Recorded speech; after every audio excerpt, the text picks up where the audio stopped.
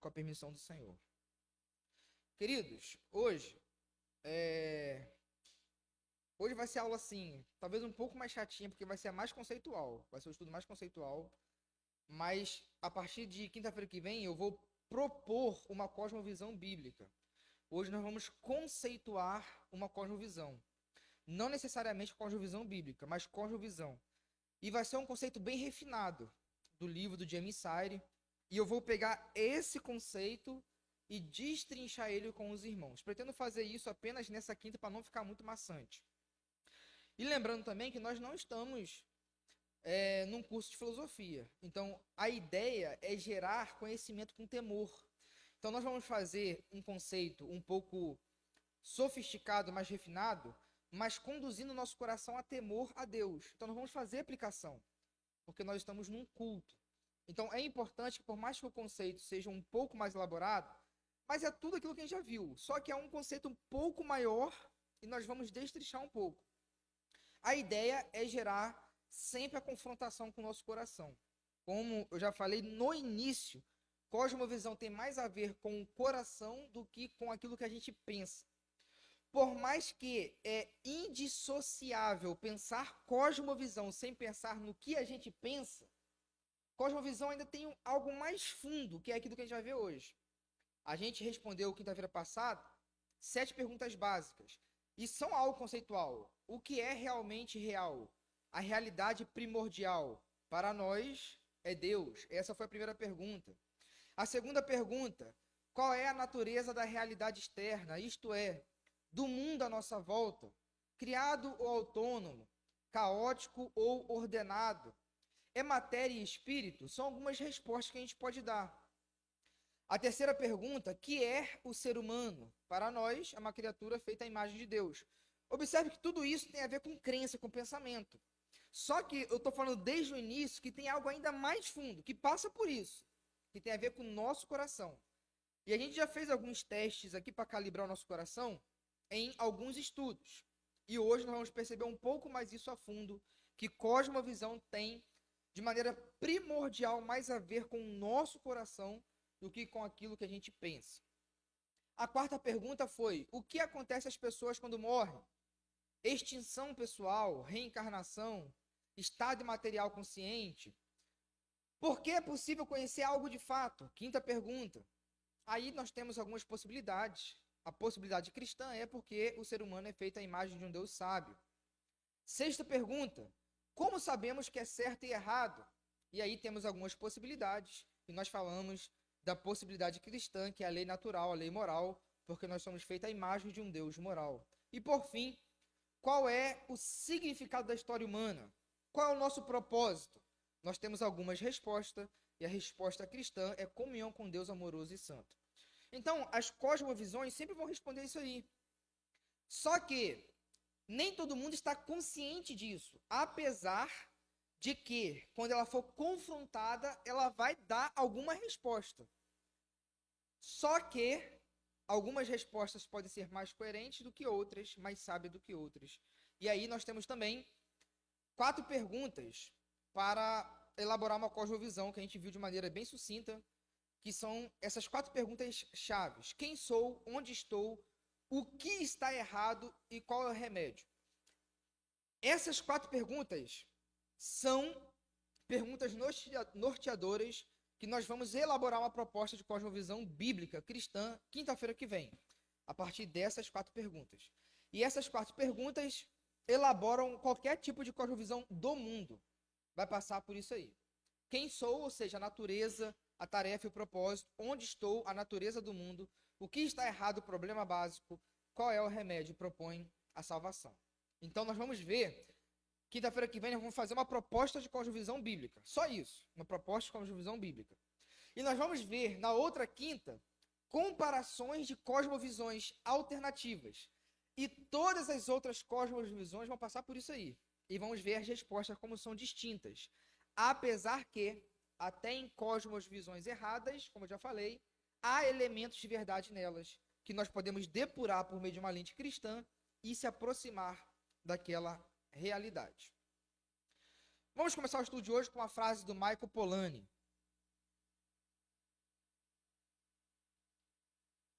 de vez em quando eu vou citar algumas frases de alguns autores importantes. No final do estudo de cosmovisão, antes de ir para a política, eu vou citar várias frases de algumas pessoas acerca de conclusões gerais de cosmovisão. O que disse Michael Polanyi?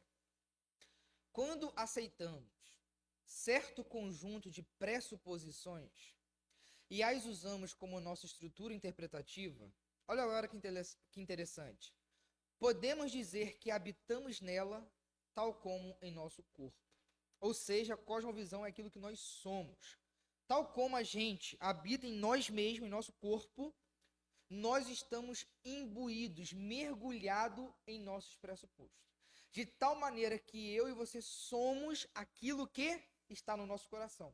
Aquilo que cremos como realidade fundamental. E agora nós vamos para o conceito de cosmovisão. Observe que aí tem 5 cores. Nós vamos destrinchar cada proposta dessas cores aí. Esse é o conceito de James Sire. Eu acho um conceito bem completo, por isso que é um conceito um pouco amplo. E nós vamos estudar só esse conceito hoje. Os outros slides serão desdobramentos desse conceito. Então vamos conceituar o que é uma cosmovisão. Cosmovisão é um compromisso. Isso aqui é muito interessante. Cosmovisão é um compromisso, uma orientação fundamental do coração, que pode ser expresso como uma história ou um conjunto de pressuposições. Olha agora o que está entre parênteses. Suposições que podem ser verdadeiras, parcialmente verdadeiras ou totalmente falsas, que sustentamos consciente ou subconscientemente, consistente ou inconsistentemente, sobre a constituição básica da realidade, e que nos fornece o fundamento no qual vivemos, nos movemos e existimos. Da cor vermelha em diante nós já vimos. Apesar que nós vamos trabalhar mais elas hoje. Só que a cor verde e amarela é, assim, o grande pano de fundo da cosmovisão. Cosmovisão é um compromisso e uma orientação base do coração. De novo, cosmovisão é um compromisso e uma orientação base ou fundamental do coração, que se faz por meio de um conjunto de narrativas e de pressuposições, que podem ser consistentes ou não, verdadeiras ou não, e que com isso nos dá uma leitura interpretativa, bem como nos guia em nossas decisões. Então nós vamos agora começar a trabalhar cada tópico dessa frase, conceituando cosmovisão. Cosmovisão é um compromisso. Antes de tudo, é um compromisso. É aquilo pelo qual, e essa frase aqui é a chave, é aquilo pelo qual o meu coração está apegado. Aí eu coloquei entre parênteses, porque eu vou dar uma linguagem mais bíblica, mais teológica. Aliançado. Em que o seu coração e o meu se apega é o que determina a nossa cosmovisão. Não é uma questão de intelecto em primeiro lugar. Pessoas podem ter um conjunto de crenças e se orientarem em oposição àquilo que se crê. O compromisso do coração suplanta, inclusive, os ditames da razão. E aqui eu vou explicar com alguns exemplos, para que fique bem claro. Não existe uma cosmovisão que não passe pelo intelecto. Inclusive, tudo aquilo que a gente construiu até agora passou necessariamente por perguntas, por inquirimentos. A gente indaga, vamos arrazoar a verdade. No entanto, o que vai fazer você e eu e nós decidirmos por algo é naquilo que o nosso coração está apegado. E isso a razão não dá conta. deixa eu dar um exemplo aqui bem assim, lúdico, para que todos entendam. É racional, é razoável uma pessoa comprar um maço de cigarro, que lá tá todas as contraindicações. É racional a pessoa comprar? É inteligente a pessoa comprar um maço de cigarro e tragar? Aquela pessoa sofre de déficit de raciocínio? Ela consegue ler a mesma mensagem que eu e você? Mas por que ela compra? Tá vendo que a razão não dá conta? Não é só uma questão de intelecto? Então, o que acontece? Haverá algumas alternativas pelas quais nós vamos medir o nosso coração. Por exemplo, a gente aprende na escola que o homem é um Homo sapiens. O que nos distingue dos animais? Raciocínio, a sabedoria. Mas a gente acabou de ver pela ilustração que a razão não dá conta de tudo. O homem não se move só pela razão. Gente, precisa ser um expert para saber que crack acaba com a vida? Por que o ser humano, sabendo que o álcool, por exemplo, em excesso, acaba com a vida e continua se alimentando do álcool? Então a gente percebe que o homem é mais do que o Homo sapiens. Não é só isso. É também, mas não é só isso. Pode pontuar, irmão Kleber. Uhum.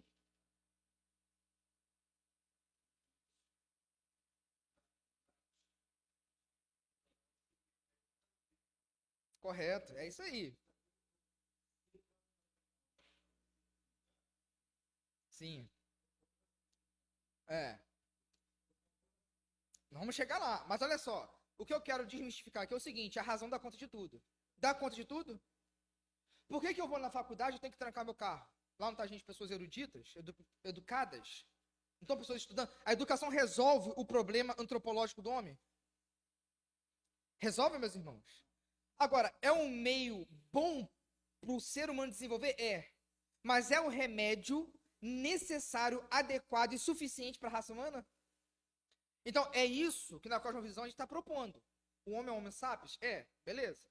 Mas é só isso. A razão, de fato, é o grande carro que vai nortear o homem e vai ajudá-lo ou redefinir suas orientações. Então, por que o ser humano começa e ainda continua tomando decisões tolas? Observe que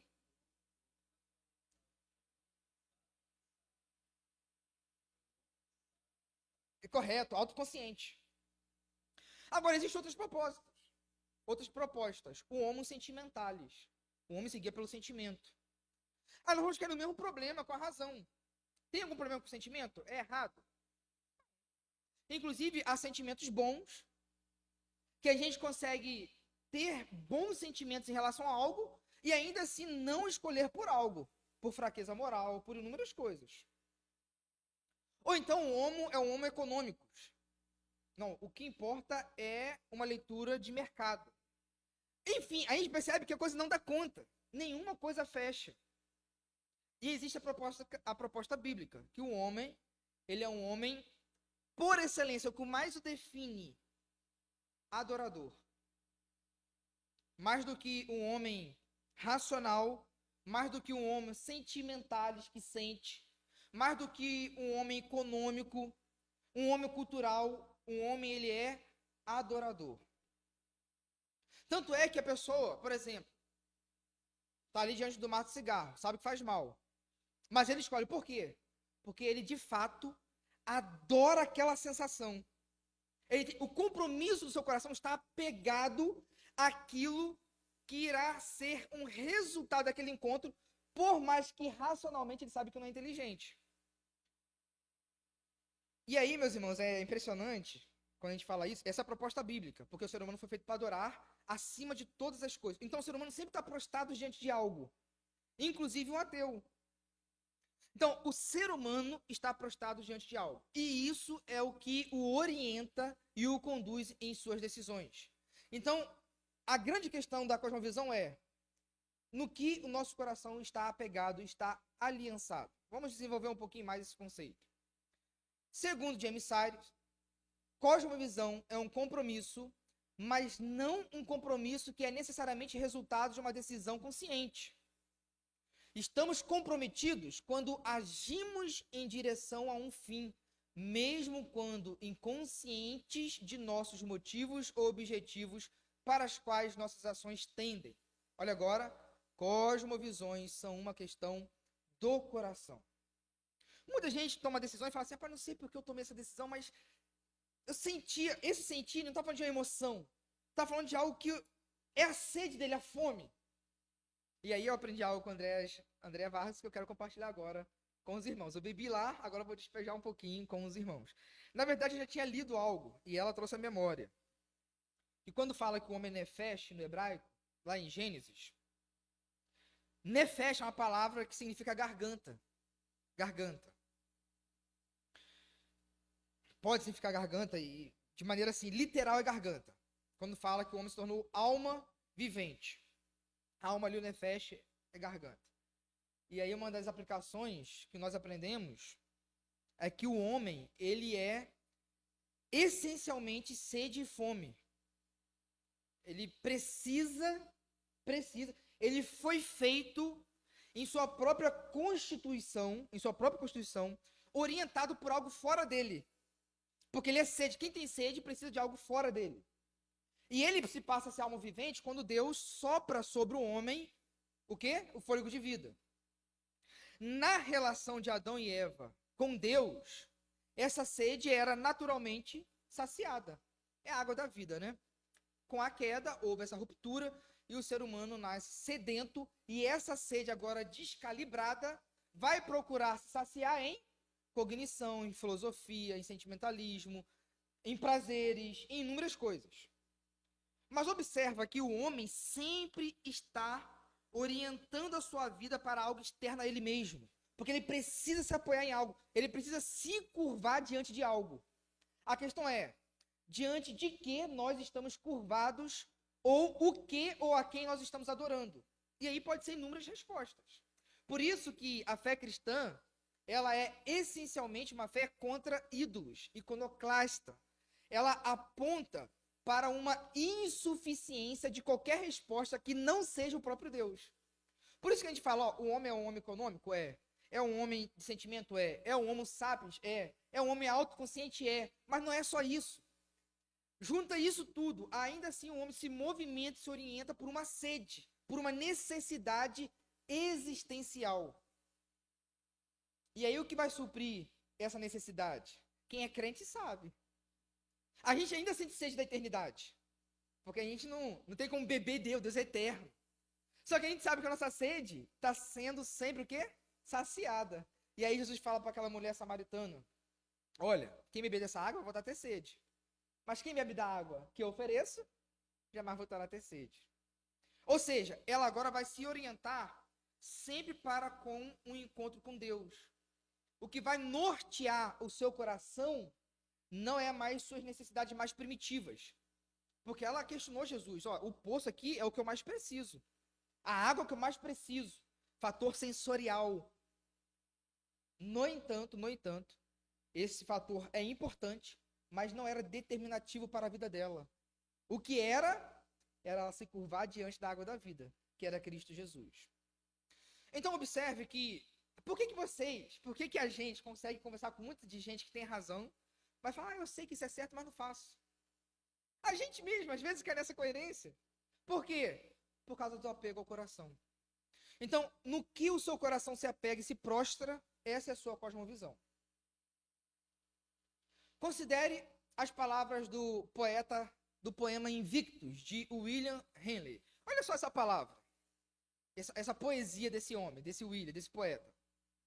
Sou o mestre do meu destino. Sou o capitão da minha alma. Sou o mestre do meu destino. Sou o capitão da minha alma. Qual é o compromisso fundamental do coração dele? O seu eu autônomo. Observe que essa pessoa que falou isso pode até racionalmente falar assim, olha, pelo cúmulo de evidências, eu creio que existe um Deus que criou todas as coisas. Mas o que norteia a minha vida sou eu a mim mesmo. Eu norteio minha vida, eu sou o mestre do meu destino, eu sou o capitão da minha alma. Observe que o compromisso fundamental dele é o eu. Tudo deve gravitar em meu redor. Quem dá e quem sela um significado para a minha vida sou eu mesmo. Né? Talvez o grande problema que a gente vive hoje na cultura? Antropocentrismo. E aí leva para o quê? Relativismo. Multiculturalismo. Sim, exatamente. Então, uma pessoa, quando morre por isso, está falando assim, rapaz, o meu compromisso básico é esse. Só que se você conversar com ele, como tudo existe, uma resposta racional pode ser correta. Pai, tem que existir um Criador. Mas como você orienta a sua vida? Ah, não, por aquilo que eu acho que é melhor para mim. Tá vendo a inconsistência? Por isso que nós falamos lá no início, é possível ter respostas parciais corretas e ao mesmo tempo na tradução da vida ser inconsistente. Então, essa é a primeiro elemento desse conceito. Cosmovisão é um compromisso. O segundo elemento, que tem a ver com isso, se é um compromisso fundamental, esse compromisso vai fazer o quê? Vai orientar minhas decisões. Vai nortear minha vida. E aqui eu preciso trazer esse recorte. Porque quando a gente fala que a cosmovisão é uma orientação fundamental do coração, o que é coração para a nossa época? Sede das emoções. Ou sede da vontade. É o máximo, não passa disso na nossa cultura. Mas para os hebreus e os autores bíblicos, o que é coração? Será que é só isso? Os autores bíblicos dão muita ênfase no coração. Por exemplo, Provérbios 4. De tudo se deve guardar. Meus irmãos, olha só. De tudo que se deve guardar, guarde o coração. Gente, o peso, a carga valorativa que o autor canônico está dando para o coração não pode ser só sendo de emoções. Não pode ser só isso. Observa. Então a gente precisa resgatar biblicamente o que é coração.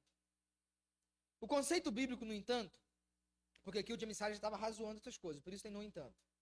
Inclui as nossas sabedoria, noções de sabedoria, inclui nossas emoções, desejo e vontade, espiritualidade e intelecto. Aí ele deu alguns versículos bíblicos. Em resumo, e em termos bíblicos, olha agora, o coração é o elemento definidor central da pessoa humana.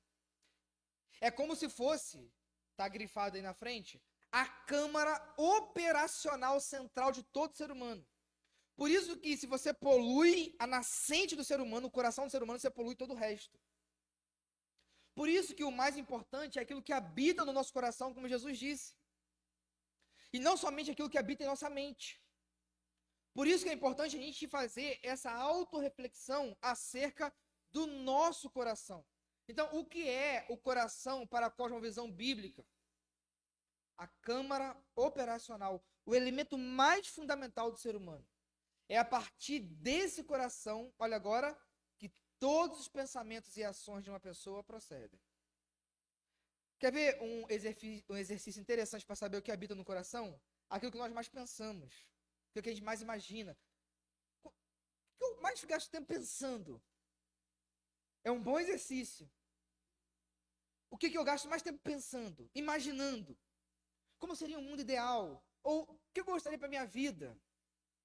Esse é um exercício de autorreflexão e retroativo, que passa pela imaginação e pelo intelecto, para chegar em nosso coração e saber o que está habitando nele. Por isso que eu falei do início que falar de cosmovisão é fazer um exercício de autorreflexão para calibrar o nosso coração com a palavra de Deus. Mais uma vez, é importante a gente ter esse conceito bíblico do coração, e não dessa cultura moderna que a gente fala hoje do coração. Para encerrar esse ponto, em sua raiz, a cosmovisão é pré-teórico, abaixo da mente consciente. Olha só, isso aqui é interessante, porque assim, eu sou crente, eu tive eu já falei até com os irmãos aqui, que entre 11 anos mais ou menos, entre 11 e 12 anos, eu sei que eu criei em Jesus, com aquele ato voluntário. Mas antes desse ato, desse compromisso no meu coração, se você perguntasse para mim assim, quem é o Deus verdadeiro? Eu ia falar o Pai, o Filho e o Espírito Santo. porque eu era doutrinado nisso. Era um exercício de mente. Só que, vários postulados que eu tinha no meu coração, eu não trazia para a luz da mente. Para mim era o que era posto. É algo pré-teórico. Quem nasceu hoje na Igreja Batista e é doutrinado, ela parte desse ponto sem muita reflexão. Eu sou batista. Aí você pergunta, mas por quê? Sempre fui. Para mim, batismo sempre por imersão. Para mim, o governo da igreja sempre foi democrático. Porque você sempre foi, você nunca trouxe isso a uma reflexão ao ponto de dizer, deixa eu trazer isso para a luz e confrontar com a verdade externa. Por quê? Porque é um postulado. É algo que, por exemplo, você chega para um indiano, que está lá naquela cultura, e por mais que tenha a lei moral, as evidências de Deus na natureza, ele está imbuído numa cosmovisão que é natural dele, e fala, para mim, a vaca sempre foi sagrada. E ele nunca questionou, porque é um compromisso pré-teórico. Quando que ele vai trazer para a mente? Quando ele for confrontado com a verdade eterna ou externa. Quando ele for confrontado numa crise de fé, no momento que tem um espelho diferente, fala assim, não, isso aí está errado. Tá vendo? A nossa vida é guiada assim, com vários compromissos pré-teóricos, que é um postulado que está lá no nosso coração. É uma das formadoras disso aí. Não é que a mente consciente não possa pensar sobre a cosmovisão e seu caráter pré-teórico. Isso aqui é muito interessante agora. Presumivelmente, o que estamos fazendo agora. Né? Às vezes a gente tem postulado na nossa vida que a gente está trazendo à luz somente nesse estudo, porque a gente está provocando nosso coração. É o que normalmente nós estamos fazendo agora. Olha agora. Antes, essa frase aqui do Sara é muito interessante. Antes, pensamos com a nossa cosmovisão e por causa da nossa cosmovisão, e não sobre a nossa cosmovisão. Observa, o nosso coração é uma fonte. Ela pulsa e a gente pensa a partir dela. Raramente a gente pensa sobre ela. E é por isso que o estudo é importante. Porque, às vezes, tem muita coisa no nosso coração que não é para estar. Mas a gente vai guiando a nossa vida, vai estando lá. E elas vão sendo provocadas somente quando tem uma convocação para essa reflexão. De novo, antes pensamos com a nossa cosmovisão e por causa da nossa cosmovisão e não sobre a nossa cosmovisão.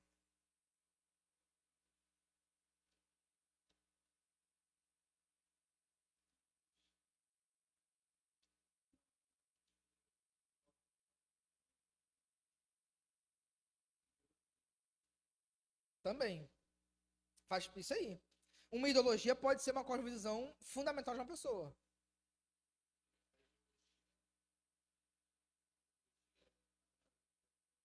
Sim,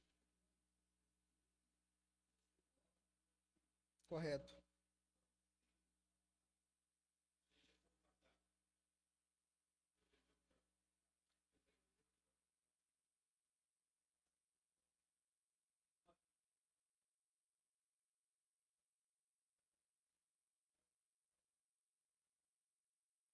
Sim. Já pensou? Olha só, tem gente que tem compromisso, por exemplo, com progressismo. A gente não vai ser neutro nos nossos estudos, não, viu? Com progressismo. Progressismo é tudo de ruim. De progresso só tem no nome. Vamos lá, progressismo. Tem pessoas, olha só como isso é real, pensam com e por causa da cosmovisão, e não sobre.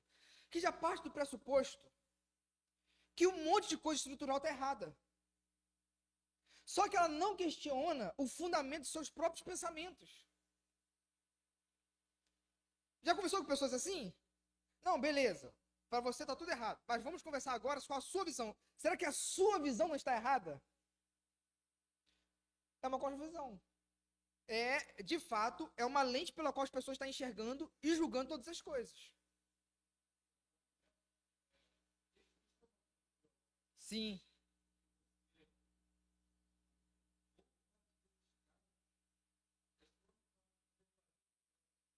Uhum.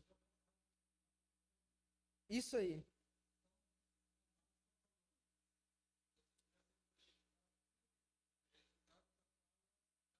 Uhum.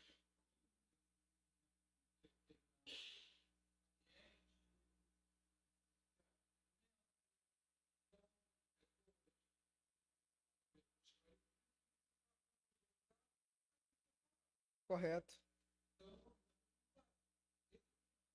Isso aí. Uhum.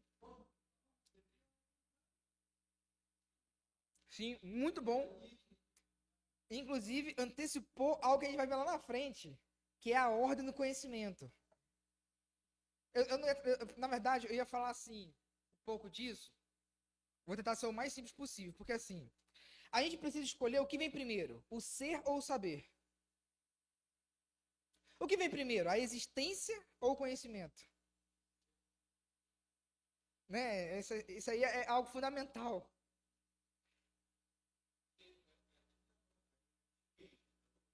Não, então, olha só.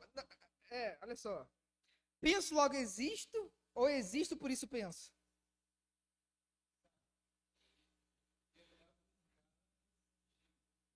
A ordem disso afeta tudo. O que Charles falou é o seguinte: qual é o compromisso? A gente precisa conhecer primeiro o que existe, para depois formular algum conhecimento. Na verdade, só pode conhecer aquilo que é. Se eu inverto isso, se o conhecimento é a chave por ser, eu vou definir o que é ser homem. E não vou descobrir o que é ser homem. Entendeu? Então, assim, a gente parte do pressuposto que existe algo e por isso a gente descobre. Deus é o que é. Se há um Deus que é o que é, que existe e não pode deixar de não existir, logo nós somos derivados, o nosso conhecimento é derivado de algo que existe. Porque o que o Charles falou é interessante. Porque assim, eu vi uma chargezinha hoje. Foi hoje. Olha que vai ofender muita gente. Nascimento de um bebê. Aí tava lá uma menina XX e um menino XY. Essa é uma interpretação biológica. Menina é menino, menina é menina, correto? Alguém tem dúvida disso aqui? Não, XX é mulher, XY é homem. Eu falei certo, né, gente? É isso mesmo. Aí falou assim: isso vai ofender muita gente. Por quê, meus irmãos? Por que isso vai ofender muita gente? Porque coloca um conhecimento construído que não é conhecimento adequado sobre a realidade, ao invés de deixar a realidade refletir o nosso conhecimento. Tá vendo como a inversão disso não é algo de soma zero? Muda tudo. Por isso que a gente precisa, então, trazer a uma pessoa que pensa assim, o questionamento e a autorreflexão acerca do que está no coração dela. Porque a pessoa sabe que biologicamente menino é menino, menino é menino. Mas ela assumiu uma lente. E aí a gente precisa confrontar essa lente. Não adianta pegar um livro ali, ó, tá vendo aqui, ó. Vamos conversar de algo mais profundo ainda acerca disso. Enfim, vamos caminhar um pouquinho. No meu entender, pelo simples fato de estar viva no mundo, toda pessoa faz e vive de um compromisso religioso. Foi o que eu falei, um homem é um homem religioso. O compromisso religioso é o compromisso mais fundamental do homem, até do ateu. Ninguém fala mais de Deus do que um ateu. Sim, é uma forma de crença. O compromisso mais fundamental do homem é um compromisso religioso, é um compromisso de adoração. Se o cara vascair no roxo. Gente, eu até entendo muitas críticas que muitos pentecostais fazem futebol. Só que eles partiam do pressuposto assim, genérico, né? Futebol é idolatria. Mas eu entendo que, de fato, há muita idolatria no futebol. Tem a música do Vasco que eu não canto de jeito nenhum. Acho, se não me engano, é Vasco, é meu único amor. Você tá repreendido, eu não canto isso. Coisa diabólica. É idolatria. E assim, mas pastor, sua maleta não é só maleta. Tem gente lá que fala, o Vasco é o meu único amor. E de fato relativiza a família dele, relativiza culto, relativiza qualquer coisa pelo Vasco. Idolatria. Ele é um homem religioso. Não, ele é um homem futebolístico. Não, ele é um homem religioso. Ele adora aquilo. Entende que o compromisso religioso é o compromisso mais forte de qualquer ser humano. Ah, ele adora educação. Ah, ele adora filosofia. Ah, ele adora qualquer coisa. Ele vai adorar. É um compromisso que ele se prostra. Eu me prostro ao esquerdismo. Eu me prostro ao direitismo. Eu me prostro ao progressismo. Essa pessoa, a relação dela é de prostrar, porque o ser humano foi feito para se prostrar. Ninguém está em pé de algo. Todo mundo é senhor. Aliás, todo homem é escravo de algum senhor, disse o apóstolo Pedro. A questão é, qual senhor você vai servir? Exatamente. Não tem para onde fugir. O caráter desse compromisso controla todo o caráter e direção da vida das pessoas. Esse compromisso é geralmente subconsciente, mas pode se tornar consciente pela autorreflexão. Vamos agora para o antepenúltimo ponto, e agora será mais rápido, tá bom? Meus irmãos, eu prometo que esse é o estudo mais conceitual. Próxima quinta-feira eu vou trazer uma proposta de cosmovisão bíblica. Vamos falar assim, o que é uma cosmovisão bíblica? E aí todo mundo vai sair daqui decorando. Porque, inclusive, já vou falar hoje. Só que quinta-feira que vem nós vamos elaborar melhor. Ao refletir sobre de onde eu e toda a raça humana viemos, ou para onde a vida ou a humanidade é conduzida, minha cosmovisão está sendo expressa com uma história. Por exemplo, o naturalismo, com o seu Big Bang, a evolução do cosmos, o aparecimento da vida sobre a Terra e o seu eventual desaparecimento, à medida que o universo envelhece, é uma história mestre. O niilismo é uma história mestre. Todo ser humano precisa de uma história que fundamenta a sua existência. Todo ser humano vai ter uma história. Ah, não, o ser humano existe por causa disso. Ah, não, nós somos produto disso. Ah, não, o encaixe da minha vida, no encaixe maior, depende de certa perspectiva que eu tenho de todo esse encaixe maior. E aí, qual é a proposta cristã? De uma outra narrativa, de uma outra história, que é o cristianismo, o evangelho. O cristianismo com seu padrão, essa é a proposta que vamos trabalhar quinta-feira que vem. O cristianismo com seu padrão de criação, queda, redenção e glorificação é uma narrativa mestre. Qual é a narrativa mestre para o cristão? É essa aí. Criação, queda, redenção e glorificação. Esses são os 4 pilares que definem toda a narrativa bíblica, a nossa história. Para a gente, a metanarrativa, a história que controla tudo é isso. Existiu uma criação, existiu uma queda, há uma redenção e haverá uma glorificação. Todas as cosmovisões do mundo vão partir disso aí. De onde surgiu algo, qual é o problema desse algo, como vai se remediar essa coisa e qual é o fim desse remédio. Meus irmãos, já percebeu que a gente não gosta de assistir, por exemplo? Olha só, isso está tão incrustado em nós, que a gente não gosta de assistir um filme, uma novela, ler um livro com um final triste. A gente não gosta. Por quê? Pra gente, assim, todo casamento tem que terminar casamento feliz. Pra gente, toda igreja tem que terminar com a igreja feliz. Uma igreja que permanece. Por que a gente fica triste quando uma igreja acaba? Quando o casamento acaba? Quando a amizade acaba?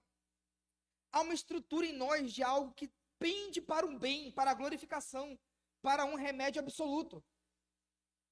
Percebe? Só que também a gente percebe que há alguma coisa errada no presente. Por mais que a gente ame o presente, por mais que a gente ame a nossa terra, há alguma coisa errada que quer repelir a gente. O que é isso?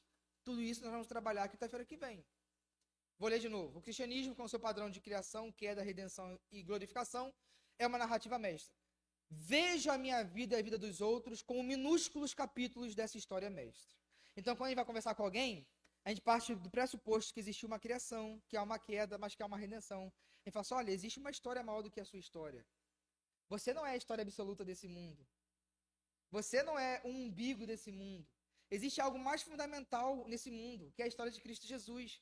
E você é um capítulo que deve se encaixar nessa história. Observe como a cosmovisão serve aí para o evangelismo. E eu fiz uma pergunta.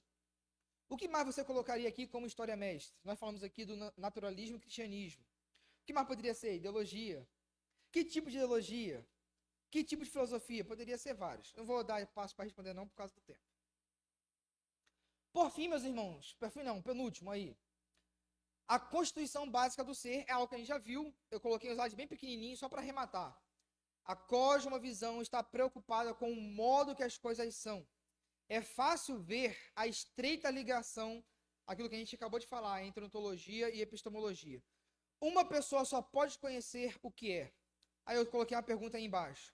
O conceito de humanidade é desenvolvido ou recebido pelas pessoas? Lógico, a resposta é recebido. O que é o ser humano? Como já perguntou o salmista. O que é o ser humano? Como você vai responder isso vai determinar toda a sua abordagem, sua postura de vida. O conceito de humanidade é dado pelos filósofos, pelos sociólogos ou pela Bíblia? O que é a constituição básica do ser humano? Essa resposta vai definir muitas coisas. O último slide, o fundamento no qual vivemos, nos movemos e existimos. O ponto é que a nossa cosmovisão não é rigorosamente o que podemos afirmar que é. Olha agora, ela é o que se realiza em nosso comportamento. Vivemos a nossa cosmovisão, ou ela não é a nossa cosmovisão. Alguém pode dizer assim, eu sou cristão, mas simplesmente um cristão cultural, nominal. Mas o compromisso do coração dela, o comportamento da vida dela não é de cristão. Não é de evangélico, no sentido de evangelho. Por isso, como que eu vou saber o que norteia o meu coração? Naquilo que eu confio, deposito e formato o meu comportamento. E aí eu fiz algumas perguntas reflexivas. Cremos, por exemplo, na soberania divina, mas vivemos ansiosos. Cremos na expansão do reino, mas não contribuímos financeiramente. Imagina, você conversa com uma pessoa assim, vamos supor aqui agora do nosso meio, né? Um batista, que tem muito a ver com essa questão assim, de desenvolver o reino de Deus. Você crê que o reino de Deus deve desenvolver e crescer? Creio. Aí você fala assim para essa pessoa assim, meus irmãos, estou falando que a gente tem que fazer isso com os outros aqui, mas autorreflexão. Tira um extrato da sua conta bancária. Quanto você investiu de fato no reino de Deus? Tá vendo? Ela pode crer que o reino de Deus é importante, mas o compromisso básico do coração dela é, não, eu vou enxugar a finança para mim. Ela não acredita naquilo. Não como compromisso básico. Ela consegue enxergar intelectualmente que é importante, mas as finanças dela não mostra que ela crê que o reino de Deus é a coisa mais importante da vida. E aí a gente poderia usar vários exemplos acerca disso, porque a gente precisa trazer isso e confrontar nosso coração. O que de fato está aliançado em meu coração, no que meu coração está se apegando. E isso vai nortear a direção do nosso coração.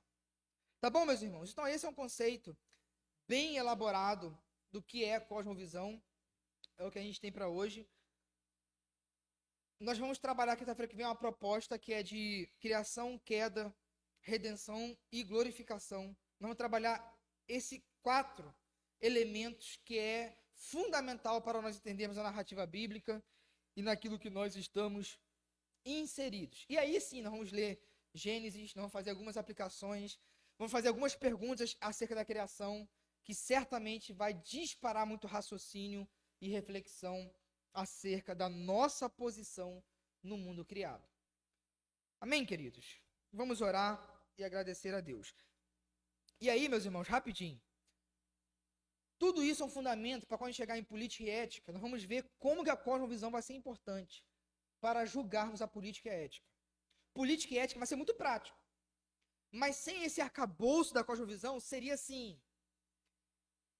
Seria defeituoso, na verdade seria defeituoso o ensino sobre política e ética sem esse conceito de cosmovisão. Sim.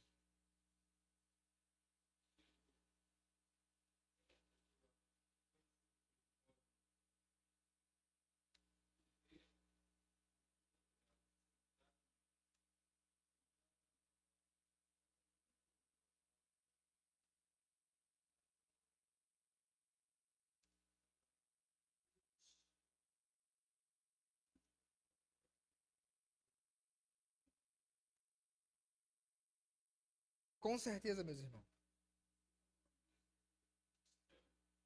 Sim.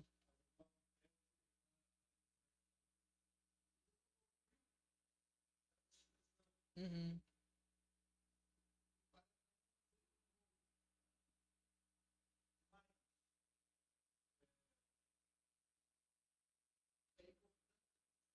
Sim.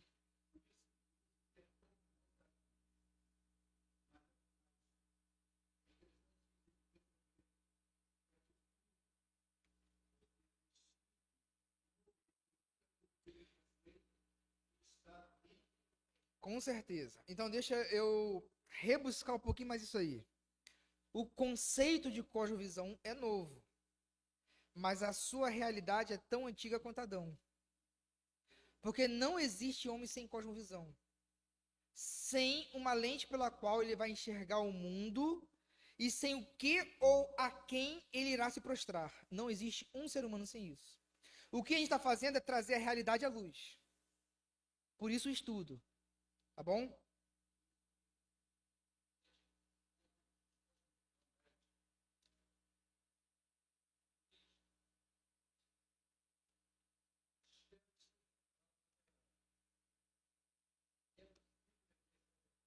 Sim.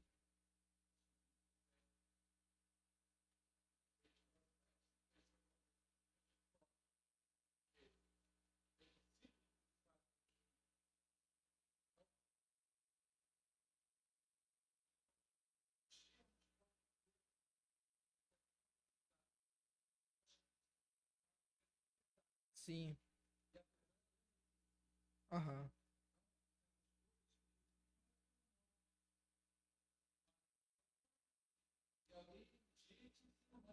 Sim. Sim.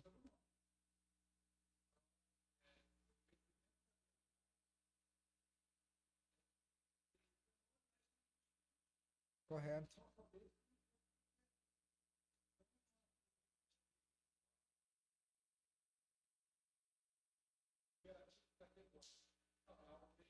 Uhum. Sim. E porque isso também é próprio do ser humano, né? Como eu falei, essa questão de, por exemplo, criação, queda e redenção, todo ser humano tem esse quê nele, por mais que não saiba falar isso. Mas todo ser humano tem a narrativa de algo que é belo, que sofre uma queda, que tem um remédio, que pende para um fim bom. Todo ser humano, toda ideologia. E aí eu falei aqui que cosmovisão é um compromisso do coração. Por mais que nunca ouvi falar isso, todo mundo aqui no seu coração sabe que isso existe. Porque todo mundo sabe o compromisso do seu coração e sabe que quando conversa com outras pessoas que sabem a verdade, ela ainda está apegada a algo. Como que a gente chama isso teologicamente? Escrava do pecado. Pode ser. Pois tá vendo? O coração dela é pegado aqui, não larga de jeito nenhum. Só que a gente está elaborando os termos e refinando para ser o mais profundo possível. Tá bom, meus irmãos? O termo da Trindade, por exemplo. Isso. Isso aí. O exemplo-chave é a Trindade, que foi no segundo século. Será que nem os apóstolos foram salvos? Porque não tinha o termo Trindade? Mas já viviam essa realidade. O culto ao Deus Pai, Filho e Espírito Santo. Aí veio Tertuliano no segundo século, Trindade. E aí ficou. Exatamente, isso aí. As coisas vão se depurando, né? As coisas vão se depurando. Porque é próprio do ser humano isso.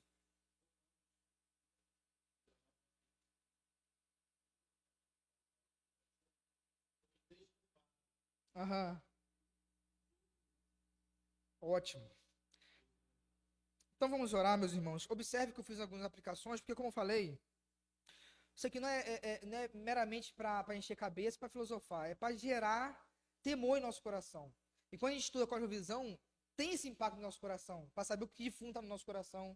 E isso é importante. Vamos orar. Obrigado, Jesus, pela tua palavra, pelas verdades, Deus, que o Senhor tem nos ensinado e por nutrir a tua igreja, Deus. Nós pedimos ao Senhor sempre a tua direção. Que o Senhor possa cultivar em nós aquilo que de bom está sendo feito. Se algo também está sendo feito que não é bom, que o Senhor possa tirar. Tanto na vida pessoal quanto na vida de igreja. Nós queremos simplesmente, Deus, que o Senhor possa nos orientar e dar forma a nós como o Senhor quer. Nos ajude, Deus, a nos submetermos à tua palavra. Como a gente viu, não há homem que não adore, não há homem que não seja servo de algo. Mas como é bom ser seu servo. Como é bom estarmos debaixo do teu senhorio. Porque o Senhor nos adota. O Senhor nos coloca na família, comprada, lavada e remida pelo sangue de Cristo Jesus. Queremos honrar o Senhor com as nossas atitudes, mas também com a nossa mente. Com as nossas mentes, mas também com as nossas atitudes. De maneira integral. Coração e mente, corpo e alma, queremos render ao Senhor. A ti toda a honra, toda a glória e todo o louvor. Amém.